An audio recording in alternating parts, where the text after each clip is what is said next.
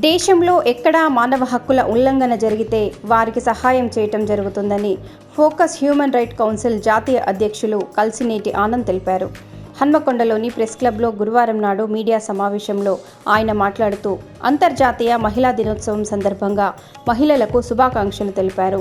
రేపు మహిళా దినోత్సవం సందర్భంగా ఎవరైతే సర్పంచ్ నవ్య ఉన్నారో నవ్య గారిని తెలంగాణ రాష్ట్ర మహిళా అధ్యక్షురాలుగా నియమించడం జరిగింది సంస్థ. ఇప్పటి నుండి నవ్య గారు తెలంగాణ రాష్ట్రంలో మహిళలకు ఏ జిల్లాల్లో ఎక్కడ కూడా హక్కుల గురించి ఎటువంటి ఇబ్బందులైనా కూడా తెలంగాణ రాష్ట్ర ప్రజలు తన యొక్క పోరాటం ఏ విధంగా చేసింది, అంతకుముందుకు తనకు హ్యూమన్ రైట్స్ అనే పదాన్ని ఒక సంఘటన ద్వారా తను ఎటువంటి వారి సపోర్ట్ తీసుకోకుండా తను ఓన్గా ఫైట్ చేసిన విధానం అనేది మా హ్యూమన్ రైట్స్కి నచ్చి ఈరోజు నవ్య గారిని మా అంతలో మేమే కన్సల్ట్ అయ్యి, మేడం గారు మీరు ఈ సంస్థలో పనిచేస్తే బాగుంటుంది, మీరు పోరాడిన విధానం ఏదైతుందో అదే విధానాన్ని తెలంగాణ రాష్ట్రంలో ఉన్న ప్రతి మహిళకు ప్రతి అక్కకు చెల్లకు అదే విధంగా మీరు నేర్పివ్వాలి. తెలంగాణ రాష్ట్రంలో ఎక్కడ హక్కులు కూడా భంగం కలిగినా కూడా వెంటనే స్పందించే విధంగా పనిచేయాలని చెప్పి కోరుకుంటూ ఈరోజు నవ్య గారిని మన తెలంగాణ రాష్ట్ర మహిళా అధ్యక్షురాలుగా చేయడం జరిగింది. తెలంగాణ రాష్ట్ర ఫోకస్ హ్యూమన్ రైట్ కౌన్సిల్ మహిళా విభాగం అధ్యక్షురాలిగా జానకీపురం మాజీ సర్పంచ్ నవ్య మాట్లాడుతూ మహిళలపై మానవ హక్కుల ఉల్లంఘన జరిగితే వారి సమస్య పరిష్కారం కోసం పోరాడతామని తెలిపారు. రాష్ట్రంలో అన్ని జిల్లాల్లో మహిళా కమిటీలు ఏర్పాటు చేస్తామన్నారు. మండల స్థాయి నుండి రాష్ట్ర స్థాయి వరకు మహిళా కమిటీలు ఏర్పాటు చేసి మహిళల సమస్యలపై పోరాటం చేస్తామన్నారు.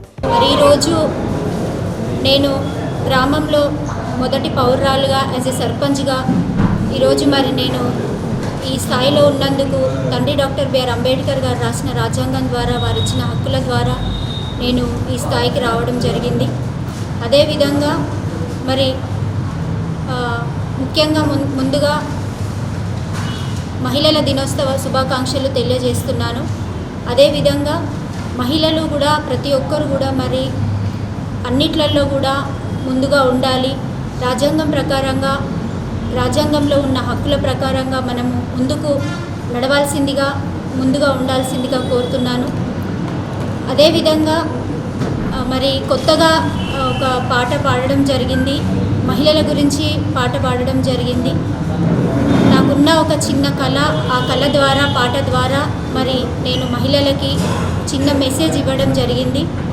ఆ మెసేజ్ని మీరందరూ కూడా నన్ను ఆశీర్వదిస్తారని నేను కోరుకుంటున్నాను.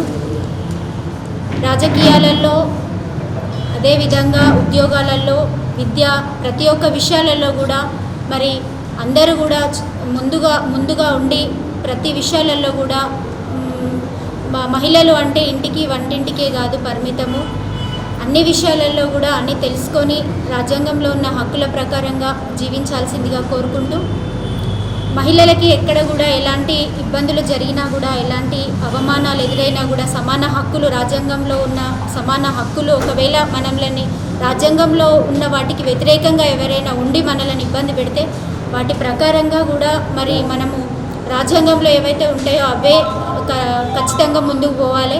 వ్యతిరేకంగా మనకు ఎదురయ్యే సమస్యల గురించి కూడా ఎక్కడైనా ఇబ్బంది ఉంటే వాటి గురించి నేను మాట్లాడడానికి మీ కష్టాలలో మీ యొక్క బాధలలో నేను తోడ్పాటుగా ఉండి మీ అందరికీ కూడా నేను ముందుగా ఒక అక్కలాగా ఒక చెల్లెలాగా మీ ముందుకు వచ్చి మీ యొక్క కష్టాలను తెలుసుకుంటాననే ఒక చిన్న ఆలోచనతోటి ముందుకు వస్తున్నాను.